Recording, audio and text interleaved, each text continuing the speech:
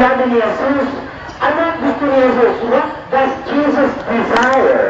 What does Jesus want? What does Jesus like? Jesus. Jesus wants what? Mercy. Sabi ni Jesus, I desire mercy, not sacrifice. Pakiulit.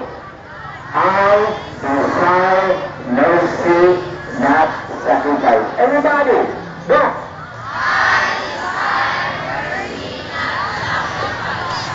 Ang gustong sabihin, ang gusto ni Jesus, ang kabutihan, hindi ang mga iba-ibang sakripisyo. Bakit? Tingnan ninyo na ang tunay na sakripisyo ay ang paggawa ng mabuti. Diba? Kahit nagsakripisyo